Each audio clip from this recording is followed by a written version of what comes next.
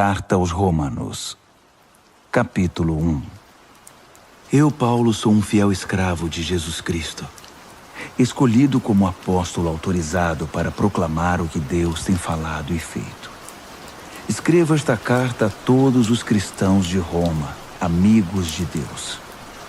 Os escritos sagrados trazem anúncios antigos dos profetas a respeito do Filho de Deus, que mostra suas raízes na história por ser descendente do rei Davi. Sua identidade única de Filho de Deus foi demonstrada pelo Espírito, quando Jesus foi ressuscitado dos mortos e comprovado como Messias, nosso Senhor.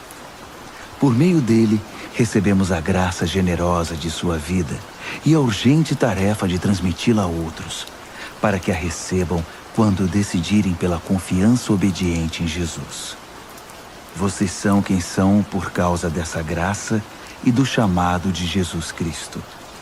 E eu os saúdo agora pela graça generosa de Deus, nosso Pai, e do nosso Senhor Jesus, o Messias.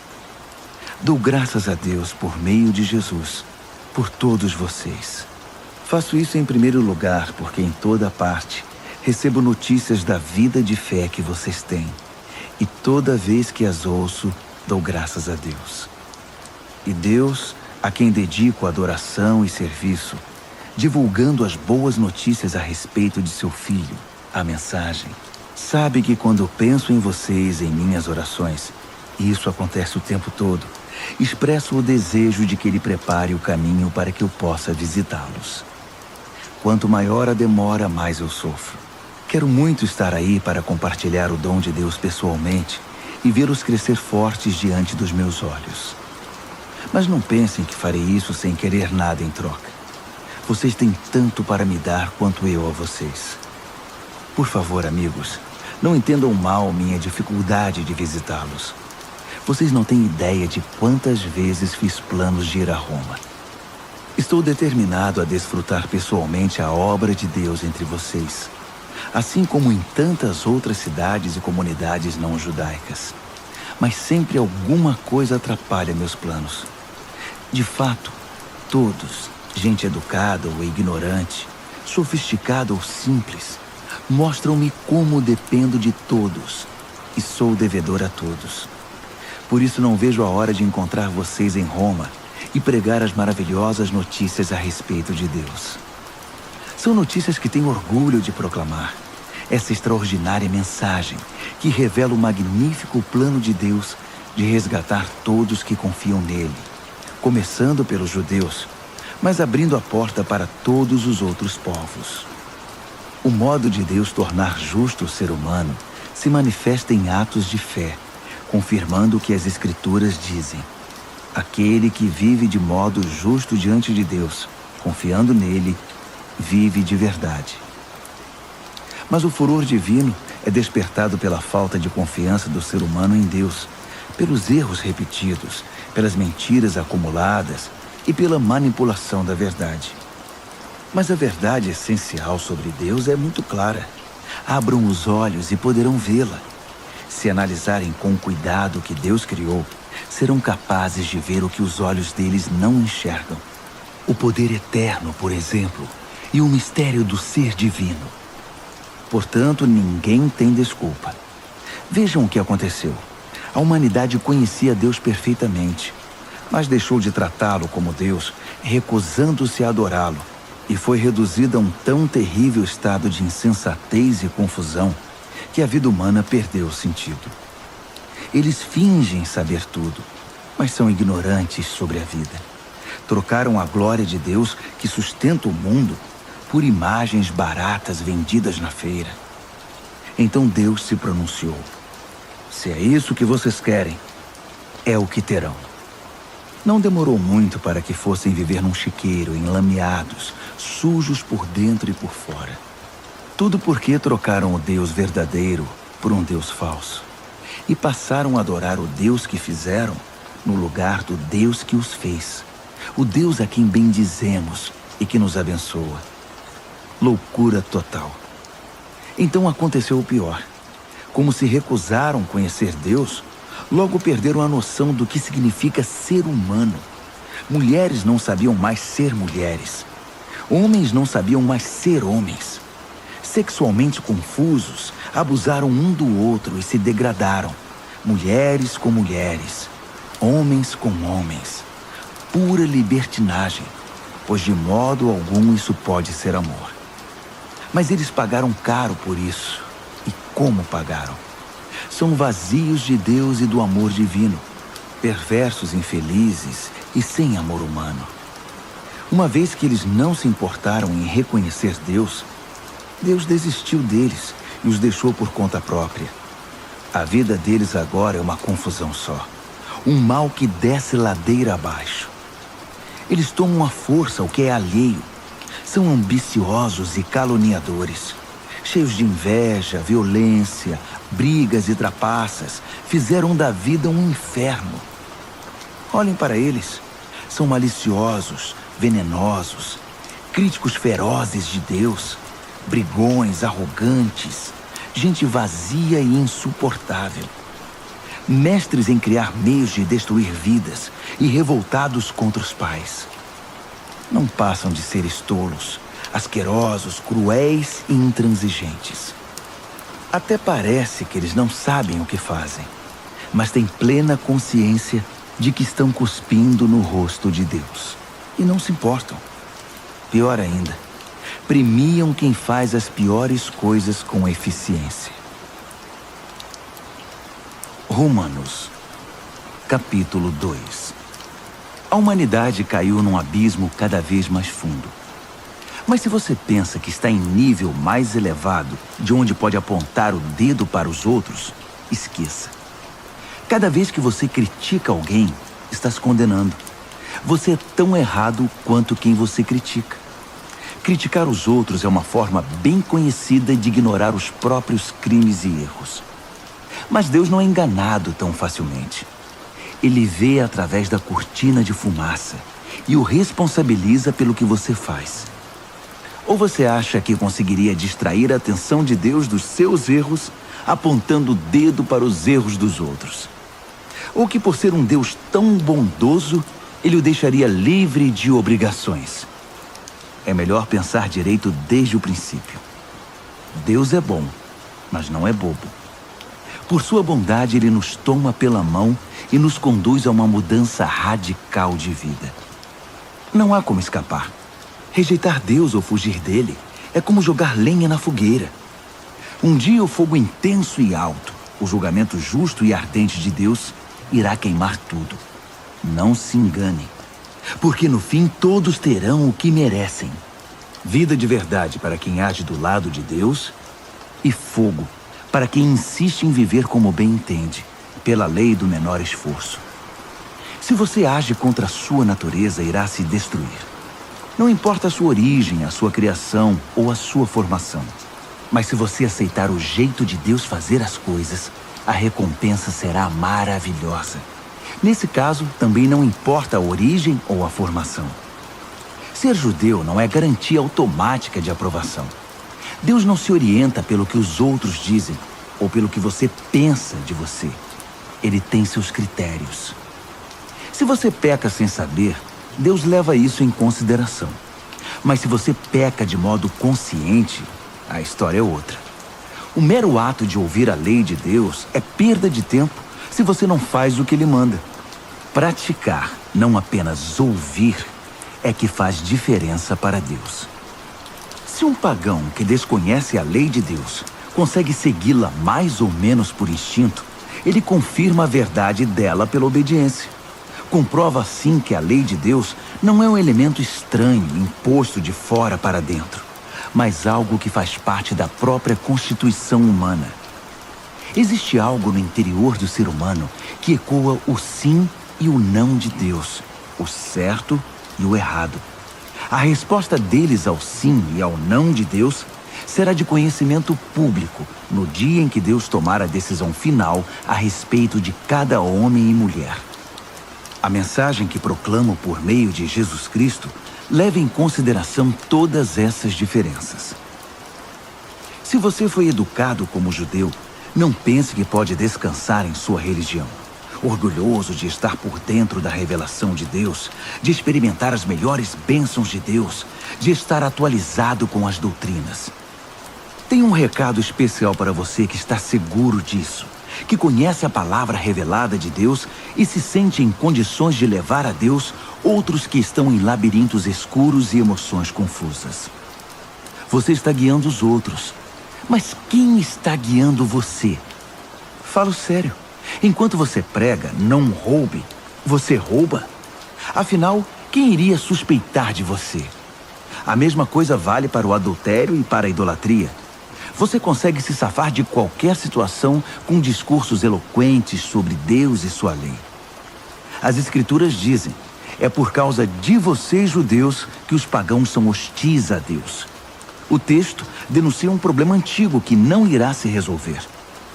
A circuncisão, o ritual no corpo que marca você como judeu, só terá importância se sua vida estiver de acordo com a lei de Deus.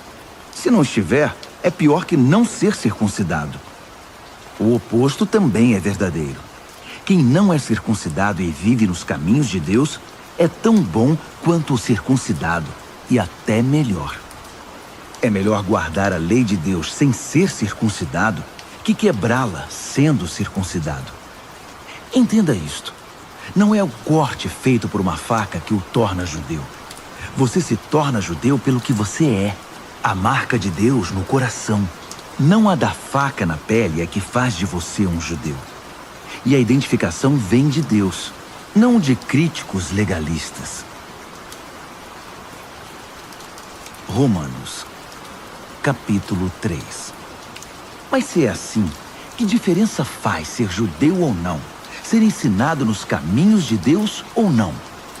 Na verdade, faz muita diferença, mas não como muitos pensam. Para começar, lembre-se de que os judeus foram incumbidos de escrever e transmitir a revelação de Deus, as Escrituras Sagradas. E como fica a situação dos judeus que abandonaram sua posição? Deus não os abandonou. Você pensa que sua falta de fé cancela a fidelidade de Deus? De jeito nenhum. Contem com isto. Deus mantém sua palavra, ainda que o mundo inteiro minta descaradamente. As Escrituras dizem o mesmo. Suas palavras permanecem fiéis e verdadeiras. A rejeição não intimidará Deus. Mas se nossa maneira errada de agir apenas realça e confirma o caráter fiel de Deus, não deveríamos ser elogiados por isso? Se nossas palavras nem sequer deixam marca em suas boas palavras, Deus não cometeria um erro em nos pôr contra a parede e nos condenar pelo que dissemos? É uma pergunta natural, mas a resposta é não. Um não bem enfático. Como as coisas seriam corrigidas se Deus não agisse para corrigi-las? É maldade afirmar: se minhas mentiras servem para mostrar a verdade de Deus de maneira mais gloriosa, como posso ser condenado? Estou fazendo um favor para Deus. Alguns, na verdade, tentam pôr essas palavras em nossa boca, alegando que saímos por aí anunciando: quanto mais mal fazemos, mais bem Deus faz. Então, continuemos assim. É pura calúnia. E estou certo de que vocês concordam conosco. Se é assim, aonde isso nos levará? Será que nós, judeus, estamos em situação melhor que os outros? Na verdade, não.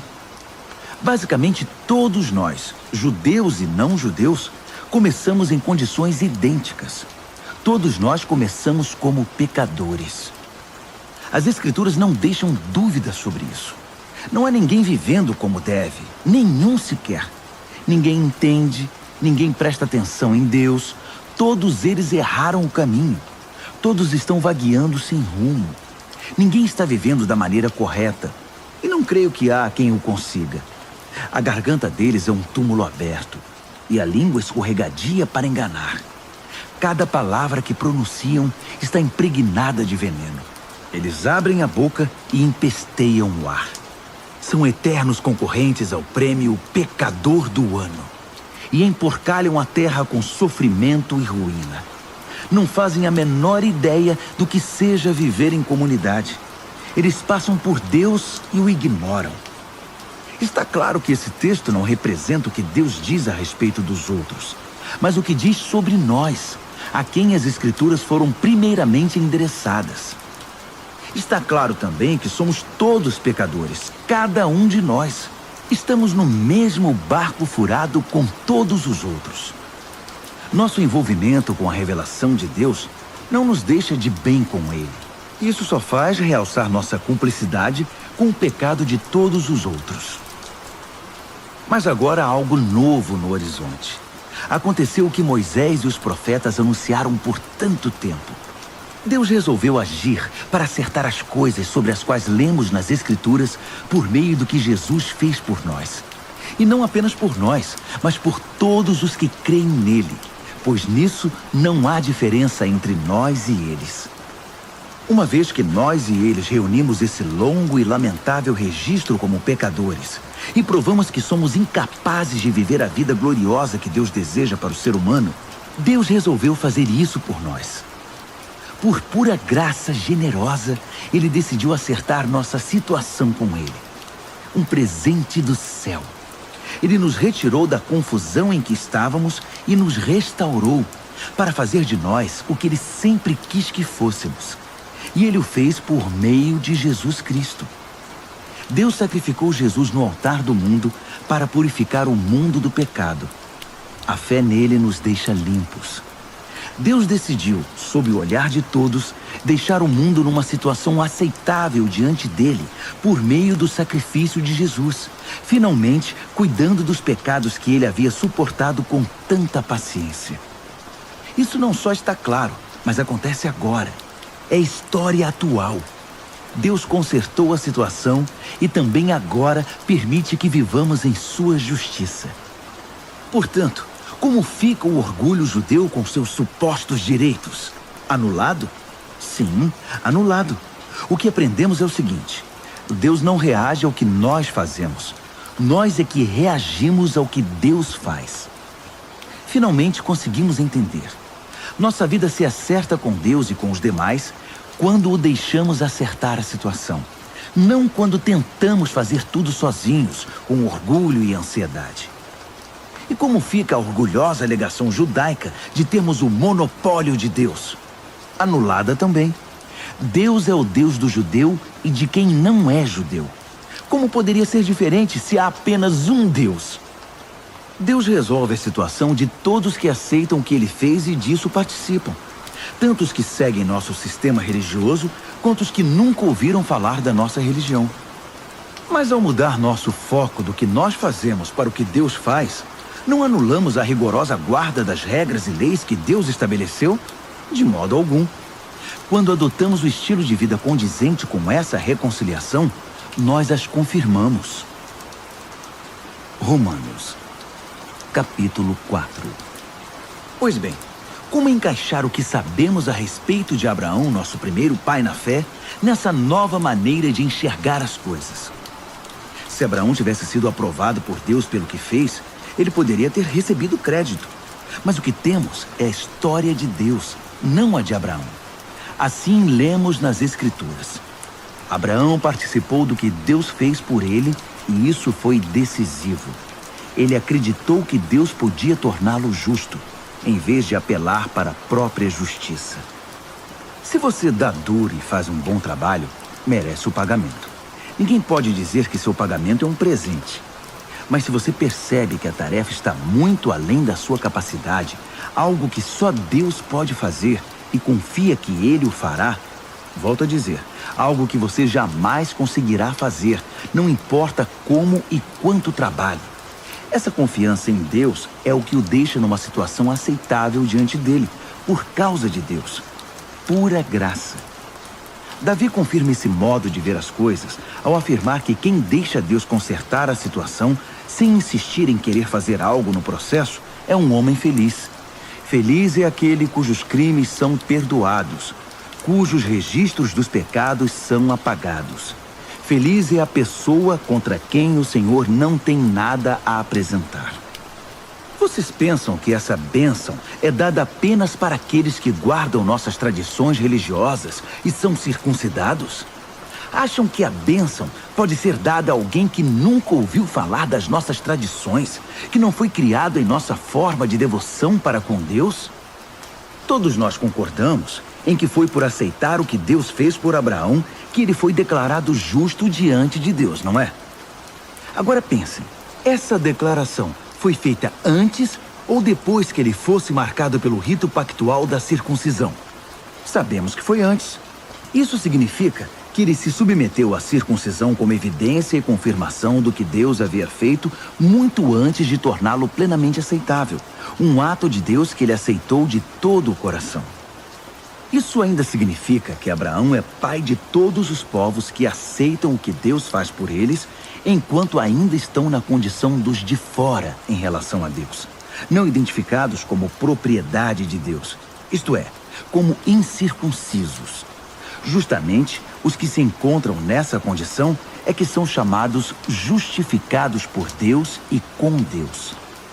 Abraão, claro, também é o pai dos que se submeteram ao rito da circuncisão, não apenas por causa do rito, mas porque desejavam abraçar pela fé o que Deus fez por eles, seguindo o exemplo de vida que Abraão viveu antes de ser marcado pela circuncisão.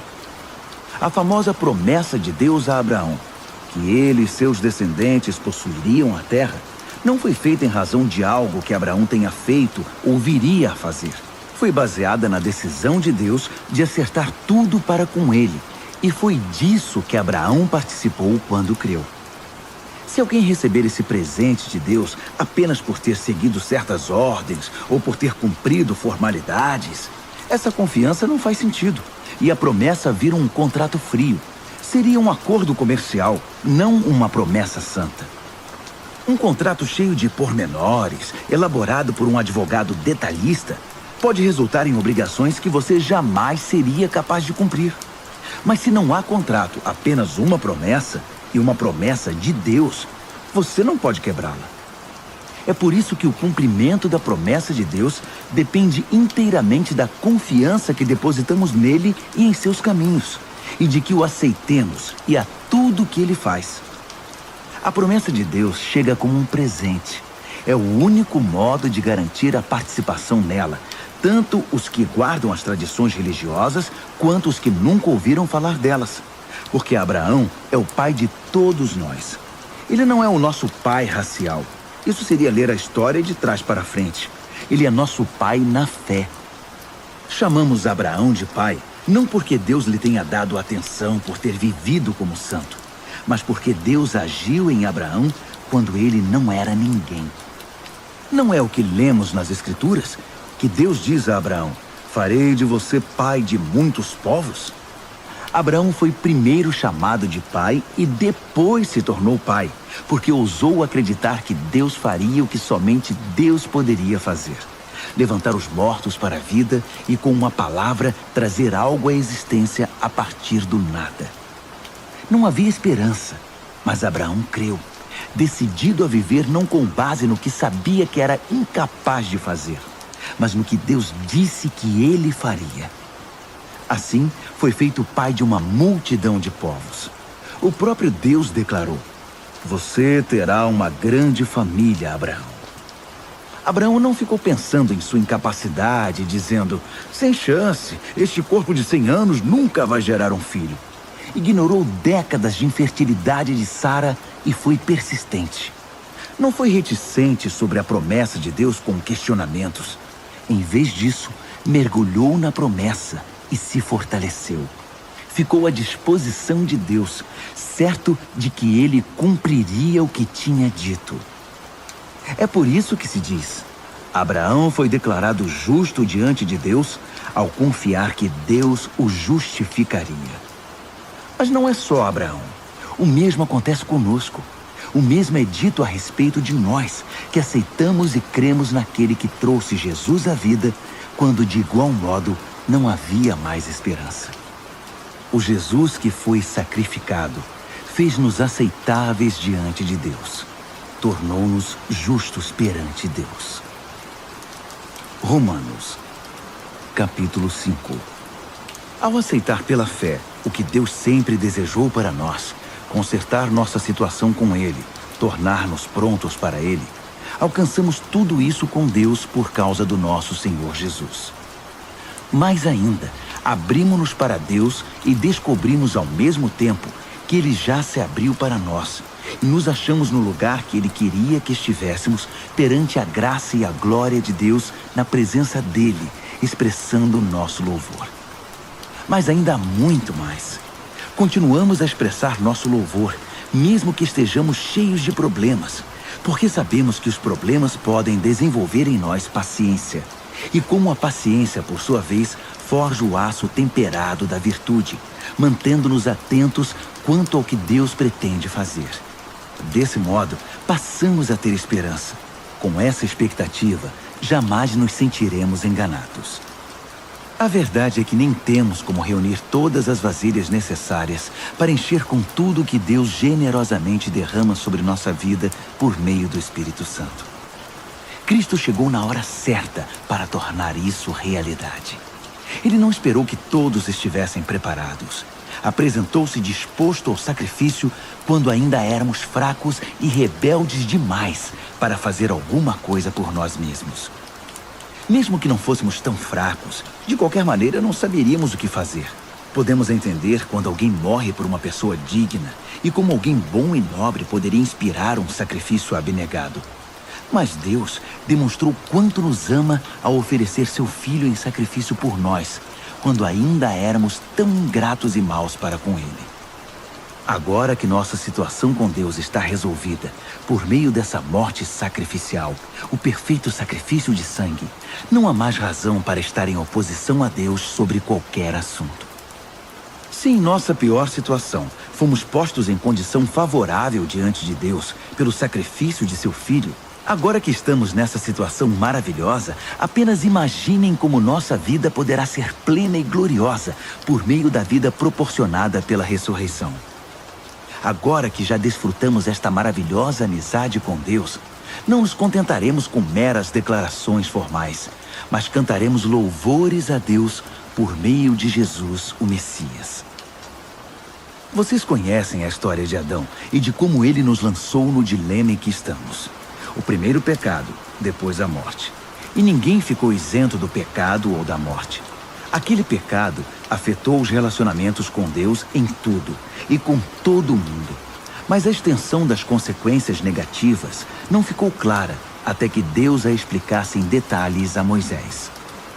Até os que não pecaram como Adão, que desobedeceu a um mandamento específico de Deus, tiveram de experimentar o fim da vida, a separação de Deus. Mas Adão, que nos pôs nessa situação, também aponta para aquele que nos livrará dela. Todavia, o resgate não é proporcional ao pecado que traz morte. Se o pecado de um homem deixa multidões de pessoas no profundo abismo da separação de Deus, imaginem a eficácia do dom de Deus derramado por meio de um homem, Jesus Cristo. Não há comparação entre o pecado que traz morte e esse generoso dom gerador de vida. A sentença pronunciada sobre aquele pecado foi a morte, mas sobre os muitos pecados que se seguiram veio a sentença de vida. Se a morte obteve supremacia pelo erro de um homem, imagine o que pode fazer a extraordinária recuperação de vida que agarramos com ambas as mãos, esse dom de vida extravagante, essa restauração total providenciados pelo homem Jesus Cristo. Aqui está um resumo de tudo. Assim como uma única pessoa errou e nos deixou todo esse problemão com o pecado e a morte, também uma única pessoa fez o que era certo e nos livrou de tudo isso. Mais que apenas nos livrar do problema, ele nos trouxe para a vida. Um homem disse não a Deus e afundou muita gente no erro. Outro homem disse sim a Deus e consertou tudo o que estava errado. Tudo que a lei contra o pecado conseguiu fazer foi produzir mais gente que desrespeitasse a lei. Mas o pecado não teve nem tem chance de competir contra o perdão poderoso que chamamos graça. Na disputa entre o pecado e a graça vence com facilidade. Tudo que o pecado pode fazer é nos ameaçar com a morte. Já a graça, uma vez que Deus está consertando as coisas por meio do Messias, nos convida à vida. Uma vida que continua para sempre, que jamais terá fim. Romanos, capítulo 6. O que vamos fazer então? Continuar pecando para que Deus continue perdoando? É claro que não. Se já deixamos o país onde o pecado é soberano, como poderemos ainda viver na velha casa que tínhamos lá? Ou vocês não perceberam que abandonamos aquilo tudo para sempre? É o que acontece no batismo. Ao entrar na água, deixamos para trás o velho país do pecado. Quando saímos da água, entramos num novo país, o da graça, uma nova vida numa nova terra. É isso que o batismo nessa vida em Jesus significa. Quando somos mergulhados na água, é como o sepultamento de Jesus. Quando somos levantados da água, é como a ressurreição de Jesus. Erguemo-nos para o mundo cheio da luz do nosso Pai. E assim, podemos ver por onde estamos indo, no novo país da graça soberana. Mais claro que isso, impossível. Nosso velho modo de viver foi pregado na cruz com Cristo, um fim decisivo para aquela vida miserável de pecado. Não estamos mais à mercê do convite do pecado. Cremos que se estamos incluídos na morte de Cristo, que venceu o pecado, estamos incluídos também em sua ressurreição, que nos traz vida. Sabemos que quando Jesus foi levantado dos mortos, isso foi um sinal de que a morte não seria mais o destino final. Nunca mais ela terá a última palavra. Quando Jesus morreu, ele levou o pecado consigo. Agora vivo, ele traz Deus a nós. De agora em diante devemos pensar assim. O pecado fala uma língua morta que nada significa para nós. Deus fala a nossa língua materna e entendemos cada palavra. Vocês estão mortos para o pecado e vivos para Deus. Foi o que Jesus fez. Isso significa que vocês devem conduzir a vida de um modo que não deem oportunidade ao pecado. Não deem a ele nenhuma chance. Evitem até as mínimas coisas que estejam ligadas com o antigo modo de viver. Abracem de todo o coração e em tempo integral o modo de Deus agir. Lembrem-se de que vocês foram ressuscitados. O pecado não pode mais ditar as regras da vida de vocês. Afinal, vocês não estão mais vivendo sob a velha tirania. Estão vivendo na liberdade de Deus. Agora, se estamos livres da velha tirania, podemos viver como quisermos? Uma vez que estamos livres na liberdade de Deus, podemos fazer o que nos vier à cabeça? De jeito nenhum. Vocês sabem por experiência própria que certos atos baseados numa suposta liberdade acabam destruindo a liberdade. Ofereçam-se ao pecado, por exemplo, e será o último ato livre de vocês. Mas ofereçam-se aos caminhos de Deus e jamais perderão a verdadeira liberdade. Durante a vida inteira, vocês deixaram o pecado ditar as regras. Mas graças a Deus, vocês começaram a ouvir um novo Senhor, cujas ordens os deixam livres para viver na liberdade dele. Falo da liberdade para facilitar a compreensão. Vocês com certeza se lembram do tempo em que faziam o que queriam, sem se importar com os outros nem com Deus, e a vida só piorava, enquanto a liberdade diminuía. Quanta diferença agora! Vocês vivem na liberdade de Deus, com a vida restaurada, crescendo em santidade. Durante todo o tempo em que vocês faziam o que queriam, ignorando Deus, nem se preocupavam em pensar ou viver de modo correto, nem cogitavam fazer pelo menos alguma coisa certa. Mas isso era a liberdade? O que ganharam com isso? Nada de que possam se orgulhar agora, não é? Aonde isso os levou? A um beco sem saída.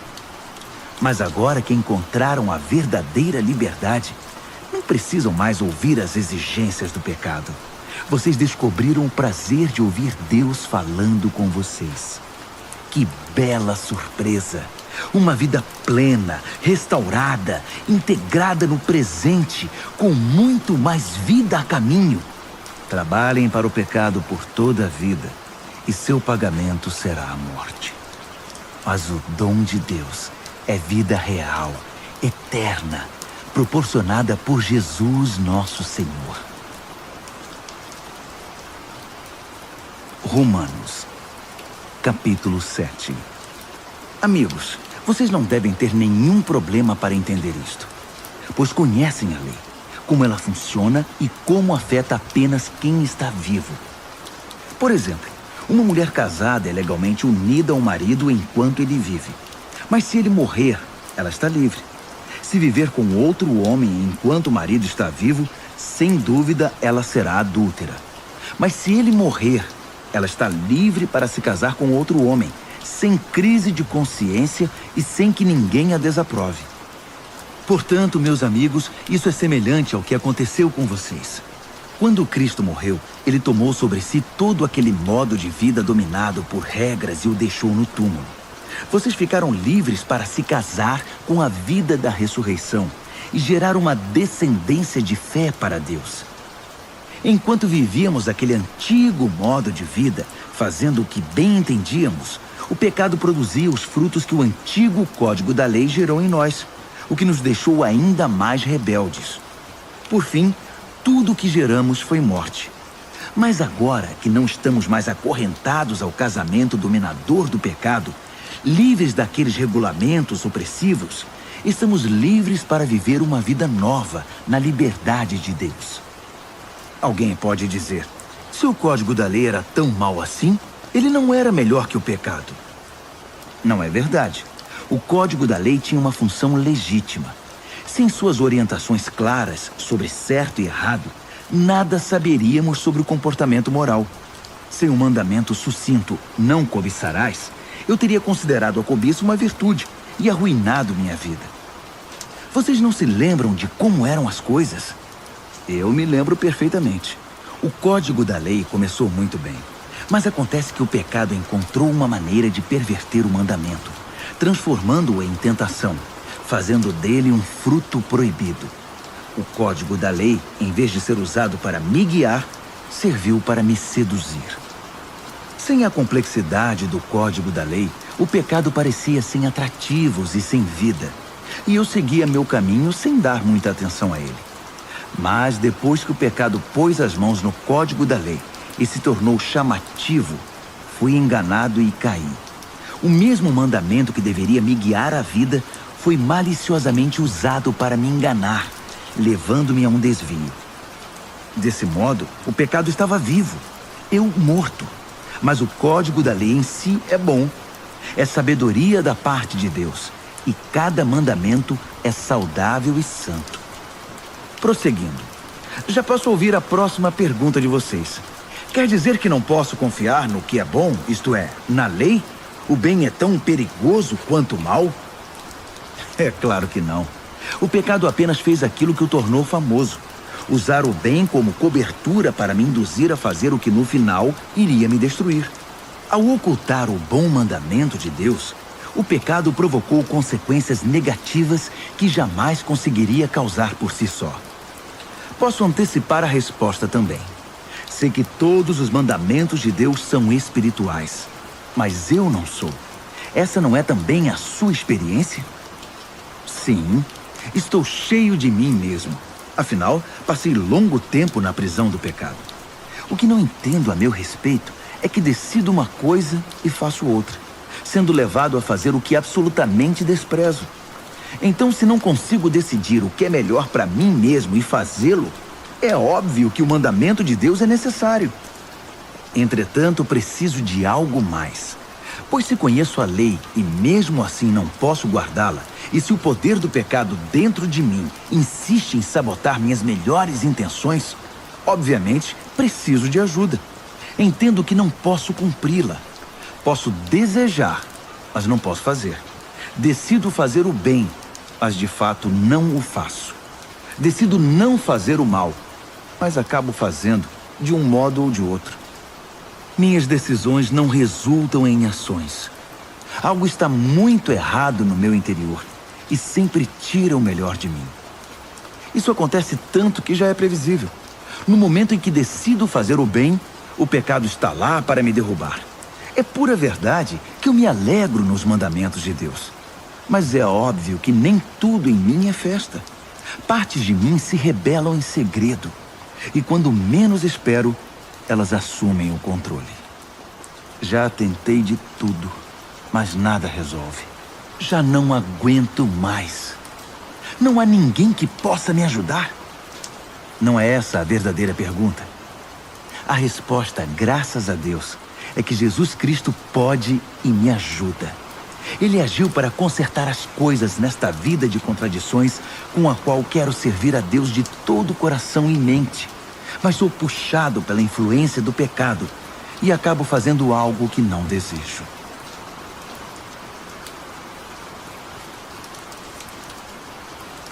Romanos, capítulo 8. Com a chegada de Jesus, o Messias, o dilema fatal foi resolvido. Os que estão em Cristo não precisam mais viver numa nuvem escura e depressiva. Um novo poder está atuando. O Espírito da vida em Cristo, como um vento forte, limpou totalmente o ar, libertando vocês de uma tirania brutal nas mãos do pecado e da morte. Deus acertou em cheio quando enviou seu Filho. Não tratou do problema como algo distante e sem importância. Em seu Filho, Jesus assumiu pessoalmente a condição humana. Entrou na confusão da humanidade que vive em conflito para consertar as coisas de uma vez por todas. O código da lei, enfraquecido pela natureza humana fragmentada, jamais poderia ter feito isso. A lei acabou usada como paliativo para o pecado, nunca para a cura completa. E agora o que o código da lei pede, mas que não conseguiríamos cumprir por nós mesmos, é que em vez de redobrar nossos esforços, simplesmente aceitemos o que o Espírito está fazendo em nós. Os que pensam que podem fazê-lo por si mesmos terminam obcecados por medir sua força moral, mas sem resultados na vida real. Os que confiam na ação de Deus descobrem que o Espírito de Deus está neles, vivendo e respirando Deus. Ficar obcecado consigo mesmo nessa questão é entrar num beco sem saída. Quem olha para Deus é levado para um campo aberto, a uma vida livre, espaçosa. Direcionar o foco para si mesmo é o oposto de se concentrar em Deus. Qualquer pessoa absorvida em si mesma passa a ignorar Deus e acaba pensando mais nela que em Deus. Ignora quem Deus é e o que Ele está fazendo. E Deus não gosta de ser ignorado. Mas se o próprio Deus está em vocês, dificilmente irão pensar mais em vocês mesmos que nele. Quem não recebeu esse Deus invisível, mas plenamente presente, o Espírito de Cristo, não saberá do que estamos falando. Mas vocês que o receberam e o têm habitando em vocês, mesmo que ainda experimentem as limitações do pecado, experimentam a vida de acordo com Deus. Não há dúvida de que se o Deus vivo e presente, que ressuscitou Jesus dentre os mortos, atua na vida de vocês, Ele fará em vocês o mesmo que fez em Jesus. Ele os trará vivos para si. Quando Deus vive e respira em vocês, e Ele o faz, como fez em Jesus, vocês são libertos daquela vida morta. Com seu Espírito vivendo em vocês, o corpo de vocês será tão cheio de vida quanto de Cristo. Vocês não percebem que não devemos um centavo à velha vida, na qual a pessoa tem de fazer tudo por si. Não há nada nessa vida para nós, nada mesmo. O melhor a fazer é dar a ela um enterro definitivo e se engajar na nova vida. O Espírito de Deus nos chama. Há muito o que fazer e lugares para conhecer. A vida da ressurreição que vocês receberam de Deus não é vazia. Nela há uma constante expectativa de aventura que sempre pergunta para Deus: e agora, Pai, o que vamos fazer? Como as crianças fazem. O Espírito de Deus entra em contato com o nosso espírito e confirma a nossa identidade. Sabemos quem Ele é e sabemos quem somos, Pai e filhos. Sabemos também que vamos receber o que está por vir, uma herança inacreditável. Iremos passar pelo que Cristo passou. Se enfrentamos momentos difíceis com Ele, então é certo que com Ele passaremos momentos inesquecíveis. Não penso que seja possível fazer uma só comparação entre os tempos difíceis de hoje e os bons tempos que virão. O mundo criado quase não se contém esperando pelo que vem a seguir. Tudo na criação sofre restrições. Deus a controla até que todas as criaturas estejam prontas e possam ser libertadas para os tempos gloriosos que virão. Enquanto isso, a alegria aumenta com a expectativa. Tudo ao nosso redor observa uma criação grávida. Os tempos difíceis de dor neste mundo são apenas dores de parto. Mas isso não é apenas ao nosso redor. É também dentro de nós. O Espírito de Deus está nos impulsionando por dentro. Nós também sentimos as dores de parto. Nosso corpo estéril e sem vida deseja a libertação plena. É por isso que esperar não nos diminui, assim como a espera não diminui a gestante. Na verdade, é uma espera que nos faz sentir grandiosos. Naturalmente não vemos o que nos causa isso. Mas quanto mais esperamos, mais nos sentimos assim. E mais alegre se torna a nossa expectativa. Se em algum momento nos cansamos de esperar, o Espírito de Deus está ao nosso lado, nos dando aquela força. Se não sabemos como orar, não importa. Ele ora em nós e por nós, utilizando nossos suspiros sem palavras, nossos gemidos de dor. Ele nos conhece melhor que nós mesmos. Conhece nossa condição de gravidez e nos mantém na presença de Deus. Assim, podemos ter certeza de que cada detalhe em nossa vida de amor a Deus é transformado em algo muito bom. Deus sempre soube o que estava fazendo. Ele decidiu desde o princípio moldar a vida daqueles que o amam pelos mesmos padrões da vida do Filho. Pois o Filho é o primeiro da fila, na humanidade que ele restaurou. Nele, vemos a vida humana em sua forma original. Depois de decidir como seus filhos deveriam ser, Deus continuou convidando as pessoas, chamando-as pelo nome. Em seguida, ele as firmou numa sólida base, nele mesmo. Após ter feito tudo isso, ele permanece com essas pessoas até o fim, concluindo gloriosamente o que havia iniciado. Então, o que acham? Deus está ao nosso lado, assumiu nossa condição e se expôs ao pior quando enviou o próprio Filho. Haveria alguma coisa que ele não faria por nós de modo espontâneo e feliz? Quem ousaria implicar com os escolhidos de Deus, arrumando briga com ele? Quem ousaria ao menos apontar um dedo? Aquele que morreu por nós e por nós foi ressuscitado para a vida, está na presença de Deus nesse exato momento, intercedendo por nós. Acham que alguém será capaz de levantar uma barreira entre nós e o amor de Cristo por nós? Não há como. Nem problemas, nem tempos difíceis, nem ódio, nem fome, nem desamparo, nem ameaças de poderosos, nem punhaladas nas costas, nem mesmo os piores pecados listados nas Escrituras. Eles nos matam a sangue frio, porque odeiam a ti. Somos vítimas fáceis. Eles nos pegam um a um. Nada disso nos intimida, porque Jesus nos ama. Estou convencido de que nada, vivo ou morto, angelical ou demoníaco, atual ou futuro, alto ou baixo, pensável ou impensável, absolutamente nada pode se intrometer entre nós e o amor de Deus, quando vemos o modo com que Jesus, nosso Senhor, nos acolheu. Romanos, capítulo 9. Ao mesmo tempo, vocês precisam saber que todo o tempo carrego comigo uma imensa tristeza, uma dor profunda dentro de mim, e nunca me livro dela. Não estou exagerando. Cristo e o Espírito Santo são minhas testemunhas. São os israelitas. Se houvesse um jeito de eu ser amaldiçoado pelo Messias para que eles fossem abençoados por ele, eu o faria sem hesitar. Eles são minha família. Cresci com eles. Eles tinham tudo. Família, glória, reuniões, revelações, adoração, promessas.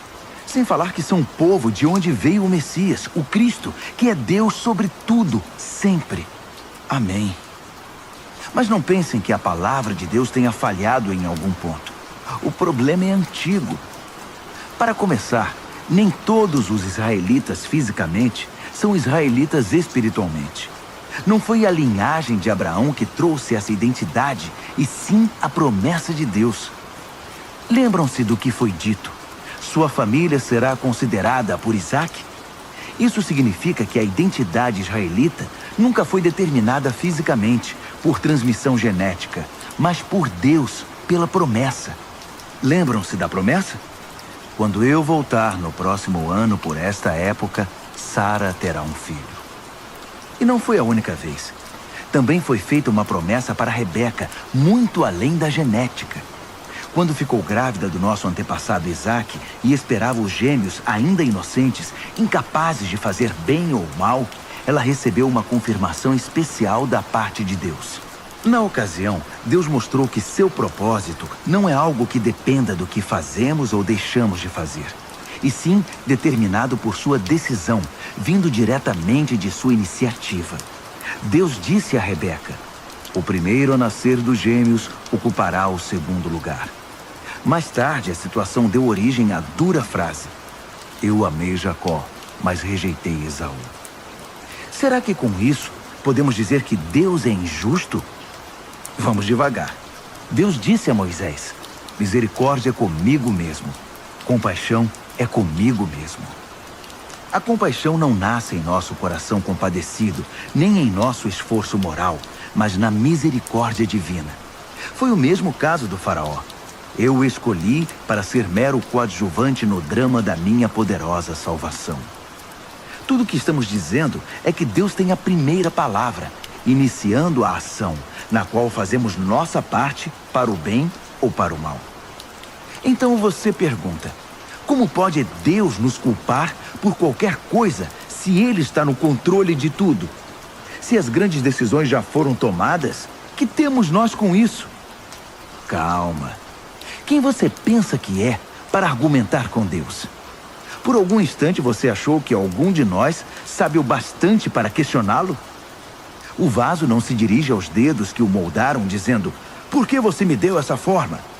Não é óbvio que o oleiro tem todo o direito de transformar um pedaço de argila num vaso de flores e outro numa panela de cozinhar feijão? Se Deus precisa de um pote especial para a sua ira e outro para a sua bondade gloriosa, não estará ele certo? O mesmo ele fez com os judeus, mas também acontece com outros povos. Oséias deixa isso claro: eu chamarei os sem nome e os nomearei. Chamarei os desprezados e os farei amados.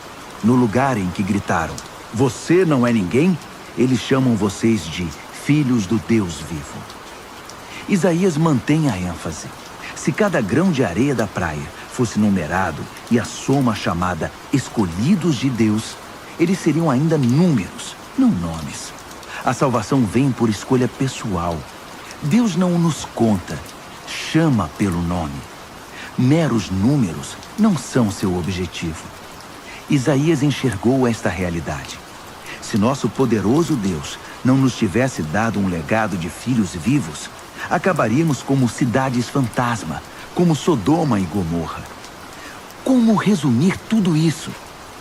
Todos os que não pareciam interessados no que Deus estava fazendo, na verdade, abraçaram o que Deus fazia quando ele endireitou a vida deles.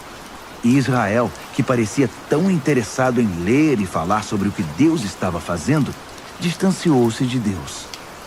Como puderam se distanciar? Porque em vez de confiar em Deus, eles assumiram o controle. Estavam envolvidos no que eles mesmos faziam. Tão envolvidos nos seus projetos de Deus, que não perceberam Deus à sua frente, como uma pedra no meio da estrada. Então tropeçaram nele e continuaram caindo. E Isaías, de novo, junta tudo isso numa metáfora. Cuidado, pus uma pedra enorme no caminho para o Monte Sião. Uma pedra que você não pode contornar. Mas eu sou a pedra. Se você me procura, me encontrará a caminho, não obstruindo o caminho. Romanos, capítulo 10. Acreditem em mim, amigos.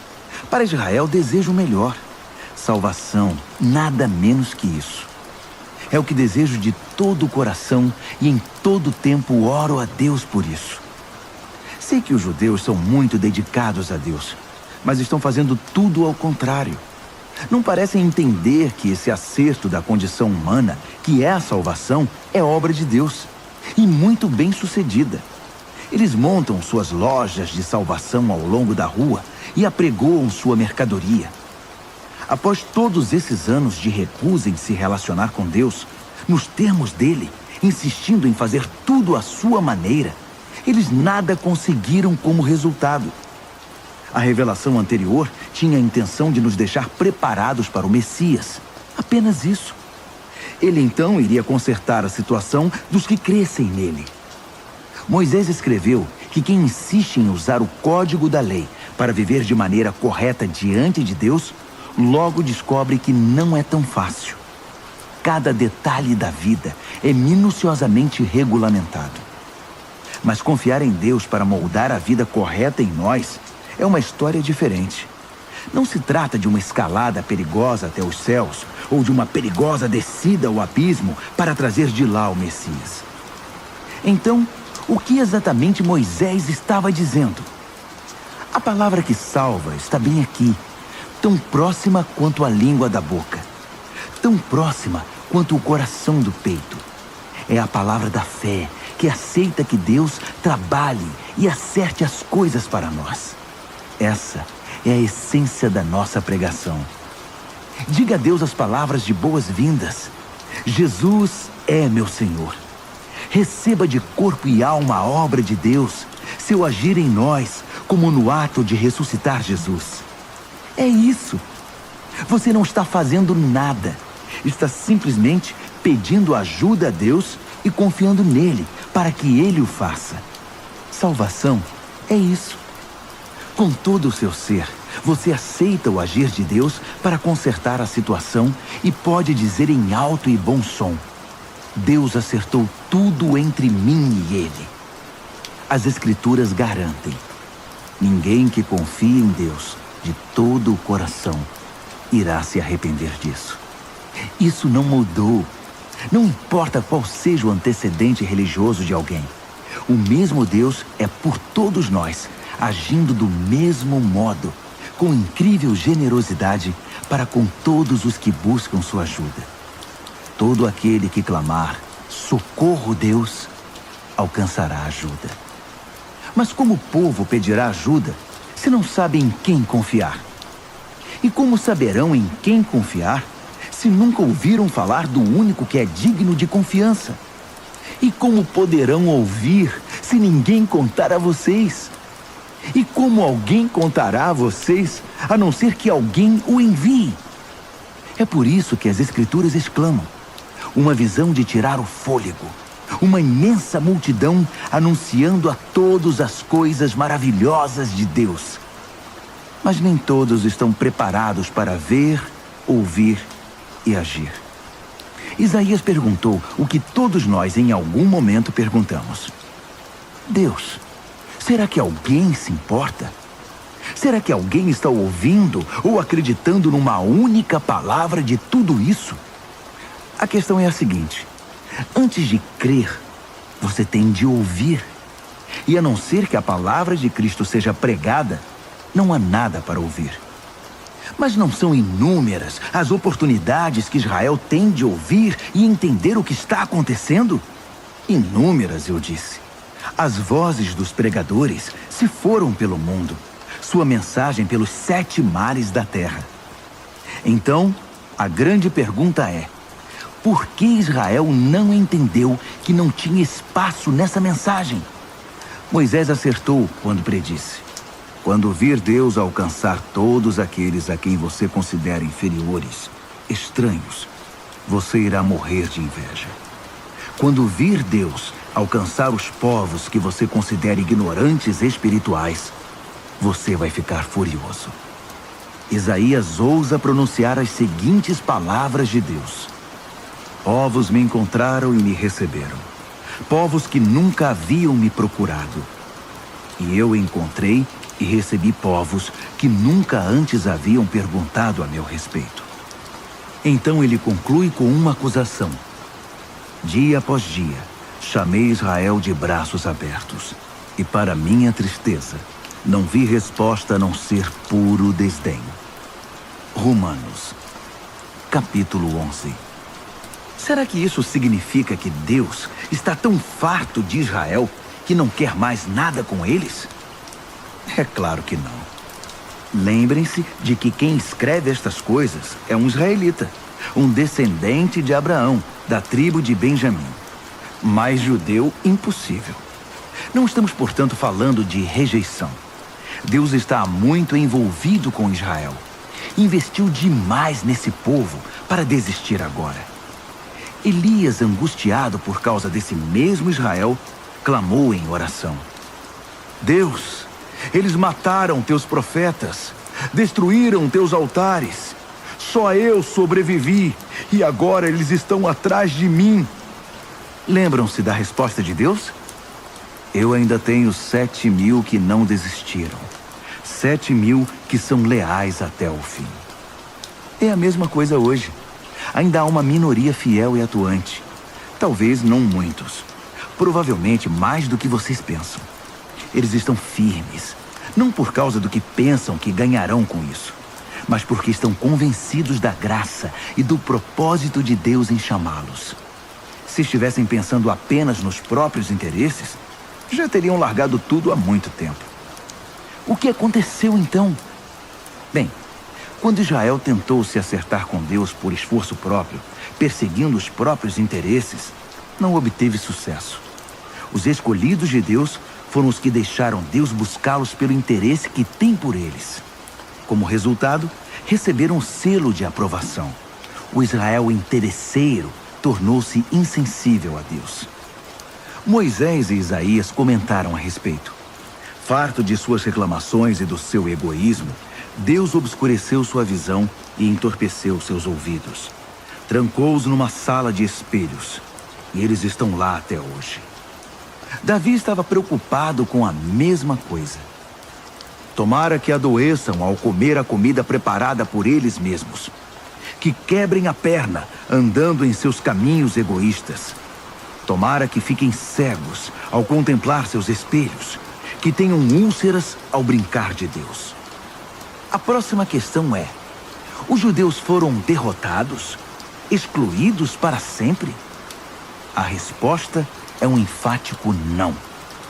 Ironicamente, eles deixaram a porta aberta quando saíram, e os de fora entraram.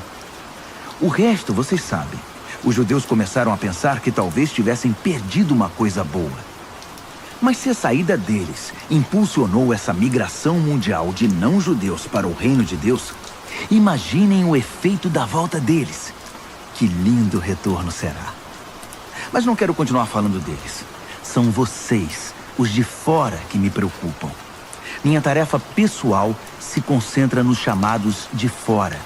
Por isso me esforço ao máximo quando estou entre meus parentes israelitas, os chamados de casa, esperando que eles percebam o que estão perdendo e queiram se envolver com o que Deus está fazendo. Se a queda deles iniciou essa migração em escala mundial, sua recuperação produzirá algo ainda maior. Uma volta em massa para casa. Se a primeira coisa que os judeus fizeram, ainda que prejudicial para eles, resultou no bem de vocês, pensem no que acontecerá quando eles acertarem o passo. Tudo isso provém de uma raiz santa, plantada e cuidada por Deus. Se a raiz principal da árvore é santa, há espaço para frutos santos. Alguns ramos foram podados, e vocês, ramos de oliveira selvagem, foram enxertados. Mas o fato de vocês serem alimentados pela raiz santa e rica em nutrientes não os autoriza a tripudiar sobre os ramos podados. Lembrem-se de que vocês não estão alimentando a raiz. Ela é que está alimentando vocês. Assim é possível dizer: outros ramos foram podados para que eu pudesse ser enxertado. Muito bem, mas eles foram podados porque eram dispensáveis, não mais ligados pela fé e pelo compromisso com a raiz. A única razão pela qual vocês estão na árvore é porque o enxerto de vocês pegou quando creram e porque vocês estão ligados à raiz que nutre a fé. Por isso, não fiquem vaidosos. Sejam humildes e prontos em relação à raiz que os mantém verdes e vivos. Agora, se Deus não pensou 2 vezes para podar os ramos naturais, por que hesitaria em cortar vocês? Ele o faria sem vacilar. Fiquem atentos ao amor bondoso e à terrível severidade que coexistem em Deus. Misericórdia 0 para os ramos mortos. Bondade total para os enxertados. Mas não considerem só a bondade. No momento em que virar ramo morto, vocês serão cortados. E não se sintam superiores aos ramos podados que caíram ao chão. Se eles saírem do estado de morte, poderão muito bem ser enxertados outra vez. Deus pode fazer isso. Ele é capaz de enxertos milagrosos. Porque se ele pôde enxertar vocês, ramos cortados de uma árvore qualquer, numa das árvores do pomar, ele não terá dificuldade de enxertar de volta na árvore de origem ramos que cresceram nela. Alegrem-se por estar na árvore e esperem o melhor para os outros. Quero ser o mais claro possível, amigos. O assunto é complicado. É fácil interpretar errado o que está acontecendo e, com arrogância, presumir que vocês são a realeza e eles apenas o povão excluído. Mas não é assim. Essa dureza da parte de Israel em relação a Deus é temporária e tem o efeito de permitir o acesso de todos os que estão de fora, de modo que, por fim, a casa se encha. Antes do fim de tudo, haverá um Israel aperfeiçoado. Está escrito: um campeão virá das montanhas de Sião. Ele purificará a casa de Jacó. E esse é meu compromisso com o meu povo: a remoção dos seus pecados. Enquanto vocês ouvem e abraçam as boas notícias da mensagem, fica parecendo que os judeus são inimigos de Deus. Mas visto da perspectiva de longo alcance do propósito abrangente de Deus, eles continuam sendo os mais antigos amigos de Deus. Os dons e o chamado de Deus têm garantia total. Jamais são cancelados. Houve uma época, não muito tempo atrás, em que vocês estavam separados de Deus. Mas depois, os judeus fecharam a porta para Deus e houve uma abertura para vocês. Agora, eles estão de fora, mas com a porta aberta para vocês, eles têm ainda a opção de voltar. De algum modo, Deus permite que todos nós conheçamos o que é estar de fora, para que Ele, pessoalmente, possa abrir a porta e nos receber de volta. Vocês por acaso já viram algo que se compare à graça generosa de Deus ou à sua profunda sabedoria? É algo acima da nossa compreensão, que jamais entenderemos. Há alguém que possa explicar Deus? Alguém inteligente o bastante para lhe dizer o que fazer? Alguém que tenha feito a ele um grande favor? Ou a quem Deus tenha pedido conselho? Tudo dele procede. Tudo acontece por intermédio dele. Tudo termina nele. Glória para sempre. Louvor para sempre. Amém. Amém. Amém.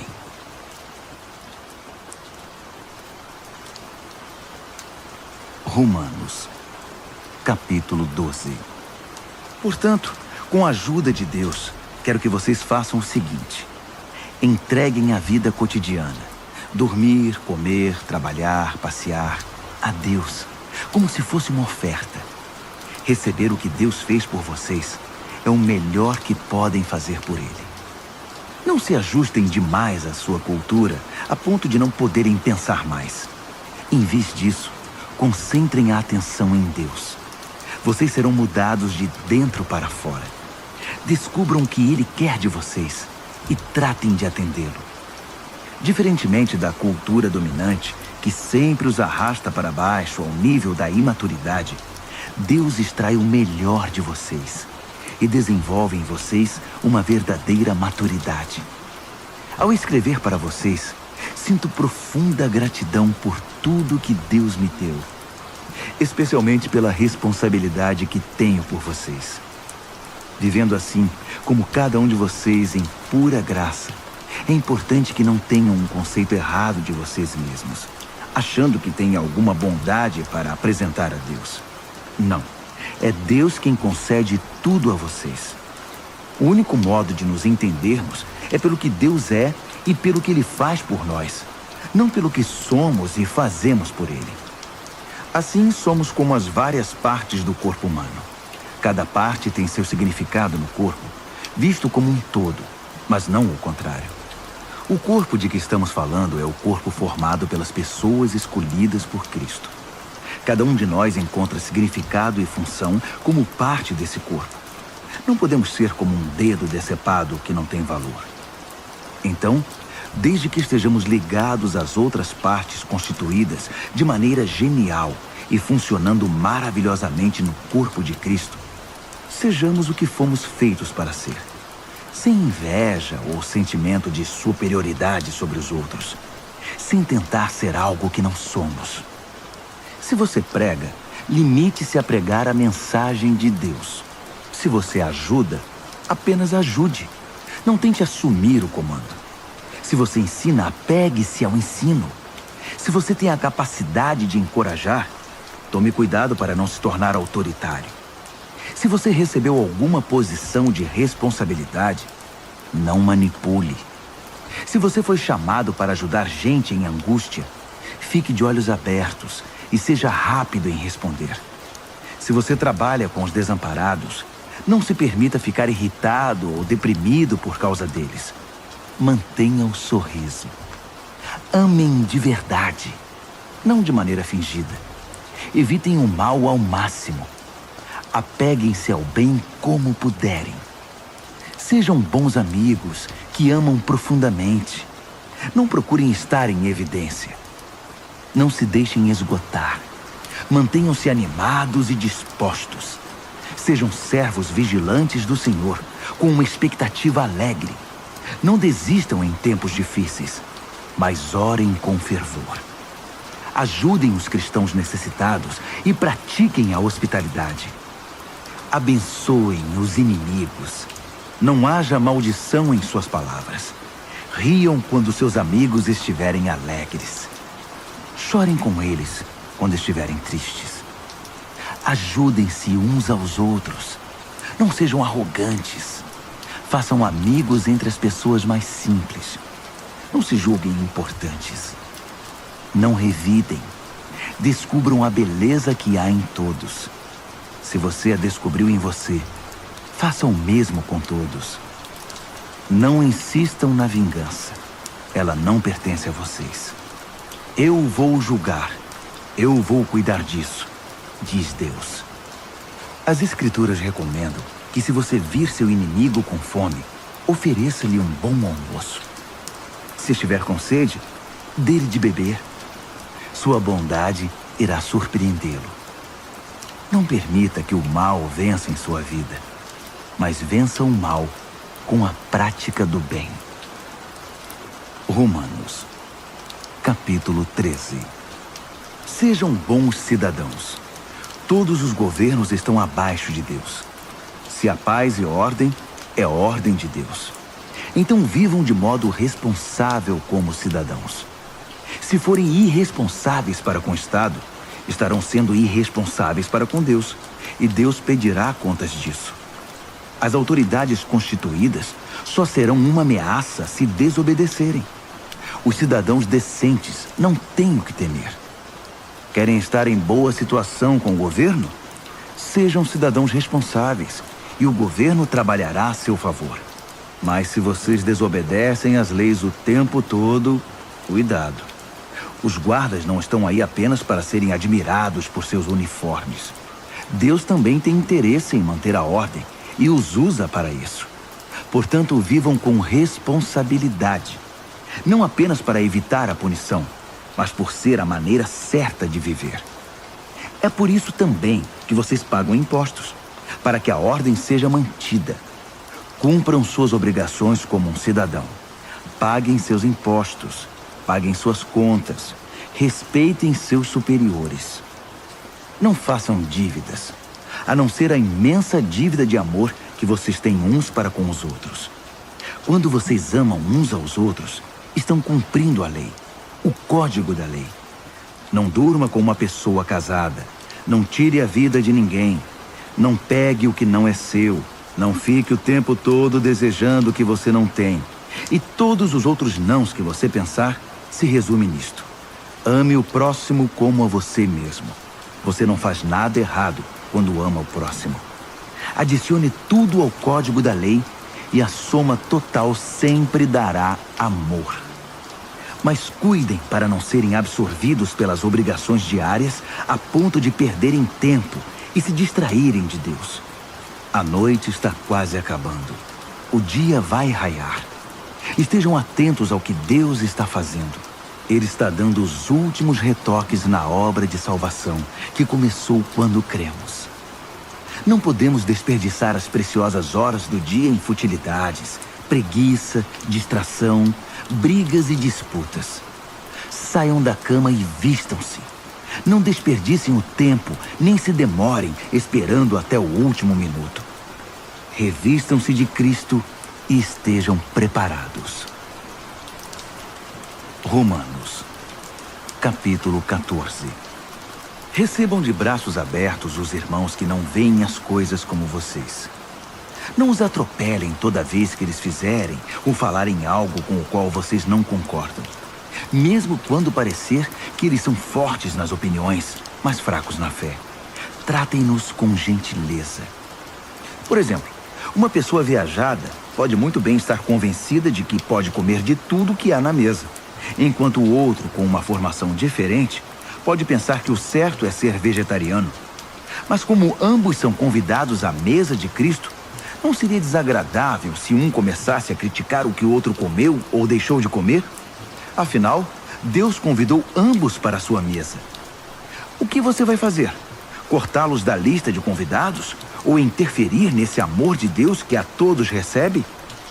Se há correções a serem feitas ou lições a serem aprendidas, Deus pode lidar com elas sem sua ajuda.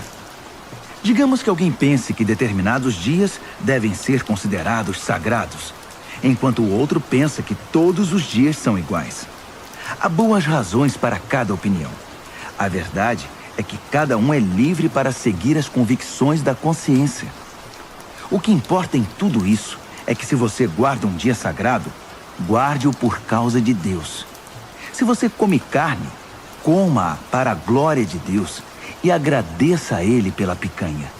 Se você é vegetariano, coma vegetais para a glória de Deus e agradeça-lhe pelos brócolis. Nenhum de nós tem permissão para legislar nesses assuntos. É a Deus que vamos prestar contas, de tudo e em tudo, na vida e na morte, a ninguém mais. Foi por isto que Jesus viveu e morreu e depois viveu outra vez, para se tornar nosso Senhor sobre tudo, da vida à morte, e nos libertar das pequenas tiranias de cada um. Além do mais, o que você vai ganhar ao criticar um irmão? E quando você é tolerante com uma irmã?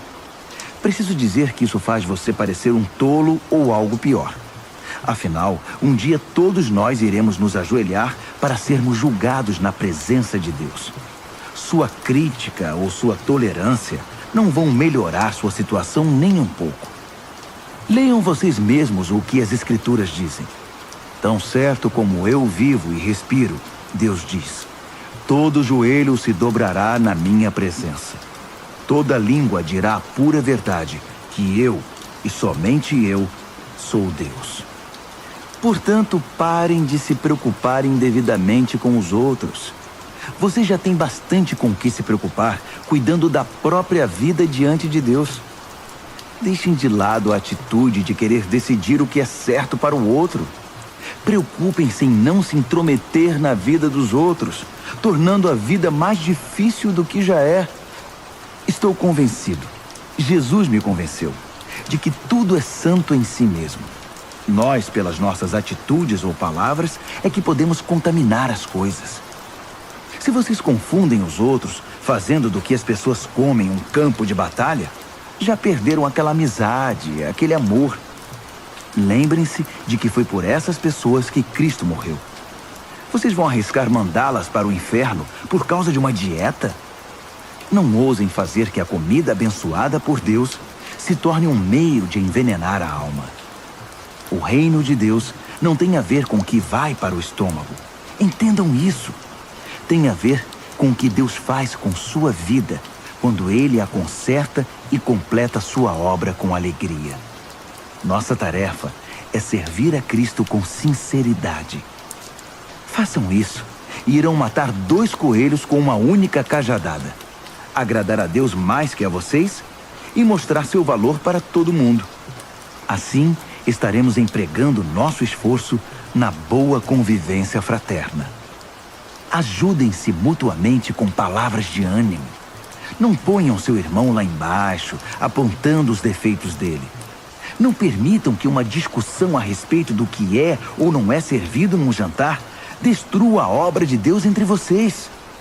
Já disse e repito, toda comida é boa, mas pode se tornar má se vocês a usarem mal, fazendo que os outros tropecem e caiam. Quando vocês se sentarem para comer, a preocupação principal não deve ser alimentar-se, mas compartilhar a vida de Jesus. Portanto, sejam sensíveis e educados com os outros que estão à mesa. Não comam, façam ou falem nada que interfira na livre troca de amor cristão. Cultivem o relacionamento com Deus, mas não o imponham aos outros. Vocês serão felizes se seu comportamento e sua fé forem coerentes. Mas se não estão seguros, se percebem que estão agindo de modo incoerente com o que creem, às vezes tentando impor sua opinião ou apenas agradar, vocês estão errados. Se seu modo de viver não condiz com o que vocês creem, então está errado. Romanos, capítulo 15. Aqueles de nós que forem mais fortes e capazes na fé têm o dever de ajudar os que são vacilantes. Não devem fazer apenas o que for conveniente. Se temos força é para servir, não para ganhar prestígio. Cada um de nós precisa se preocupar com o bem-estar alheio, sempre perguntando: como posso ajudar? Foi o que Jesus fez. Ele não facilitou as coisas para si mesmo, evitando os problemas alheios, mas sempre estava disposto a ajudar. Assuma os problemas dos problemáticos. Assim as Escrituras apresentam a questão. Ainda que isso tenha sido registrado nas Escrituras há muito tempo, estejam certos de que foi escrito para nós. Deus quer que o seu chamado firme e permanente, combinado com o conselho caloroso e pessoal das Escrituras, venham a nos caracterizar, mantendo-nos alerta para o que Ele vier a fazer.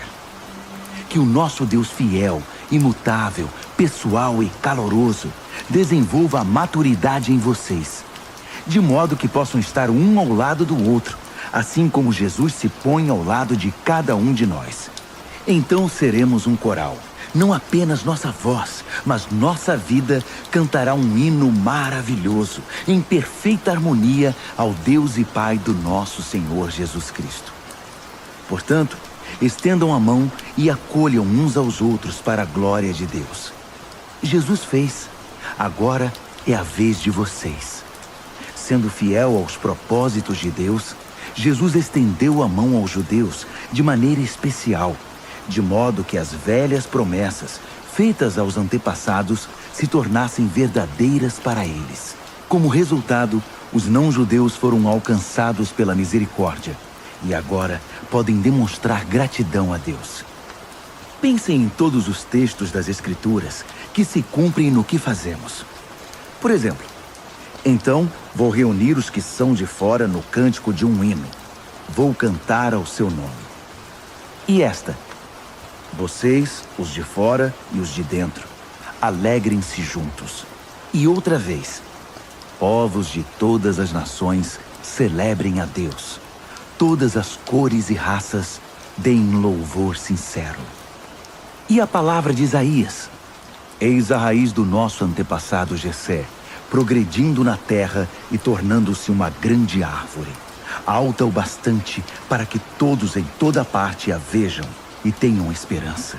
Que o Deus da esperança viva encha vocês de alegria e paz, para que a vida de vocês se encha da energia vivificante do Espírito Santo e transborde de esperança.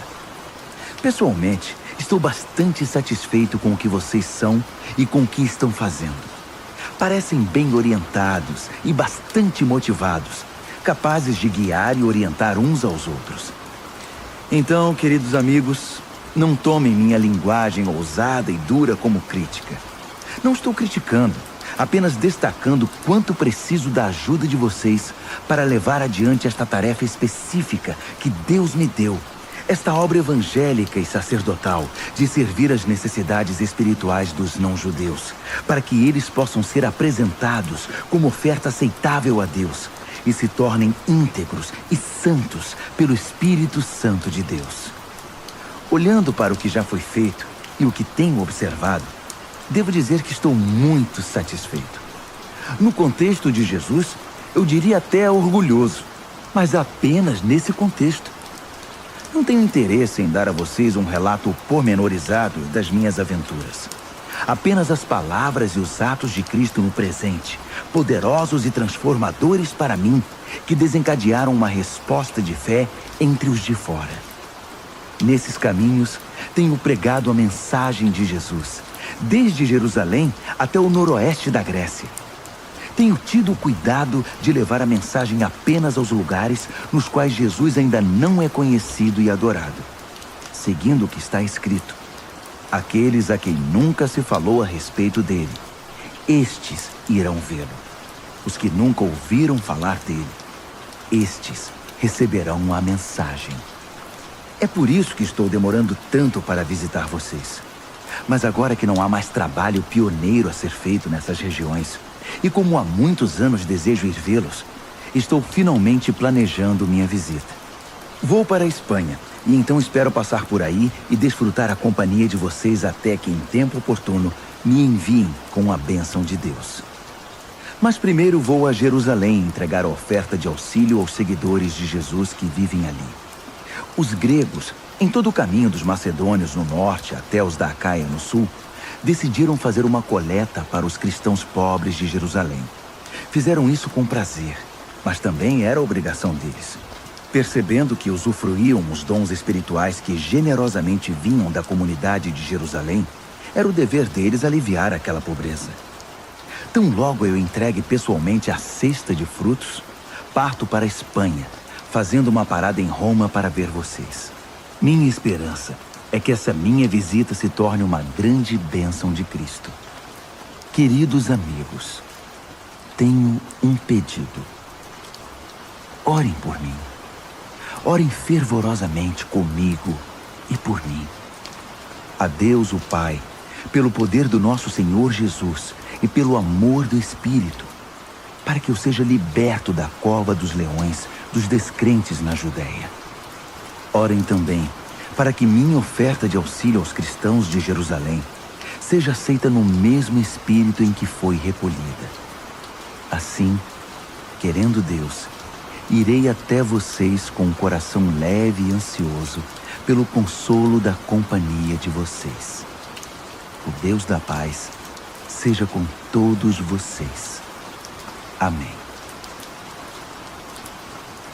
Romanos, capítulo 16.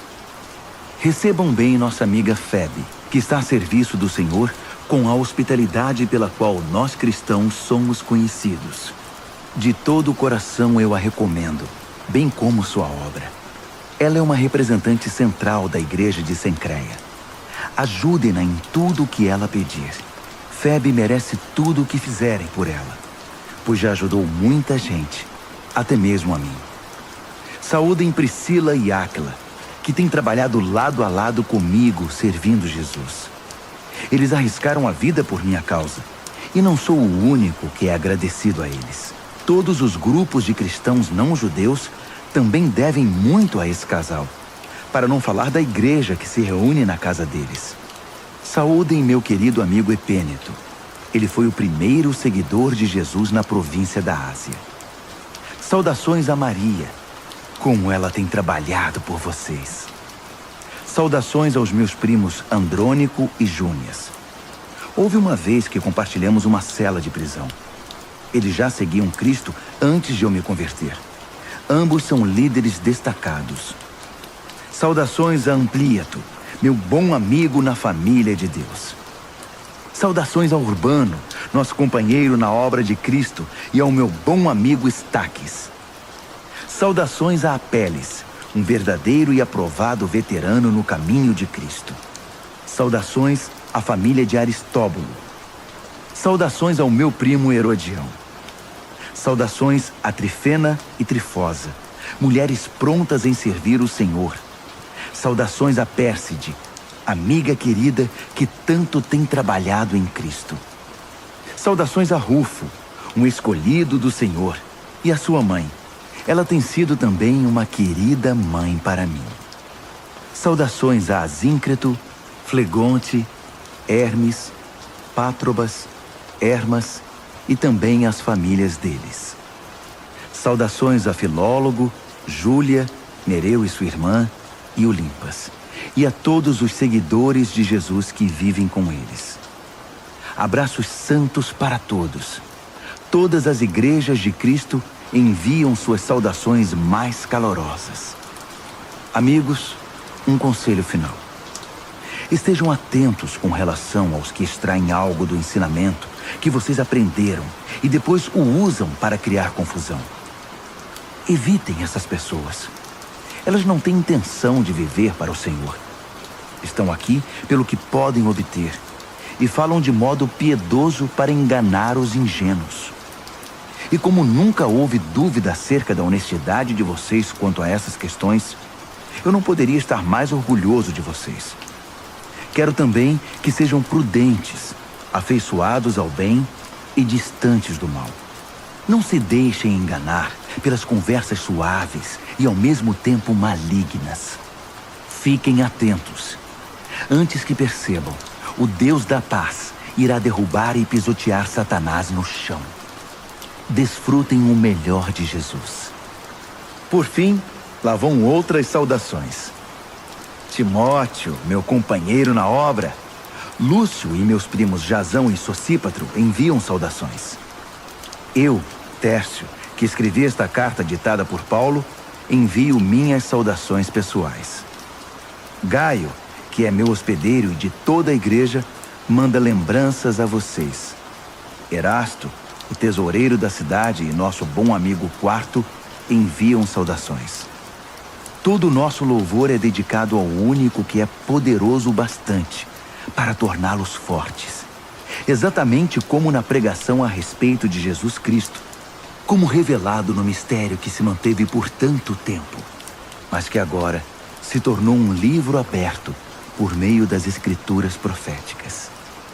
Todas as nações do mundo podem agora conhecer a verdade e ser conduzidas à fé obediente, cumprindo as ordens de Deus, que fez tudo, do início até a última letra. Todo o nosso louvor é dirigido, por meio de Jesus, a esse Deus incomparavelmente sábio. Amém.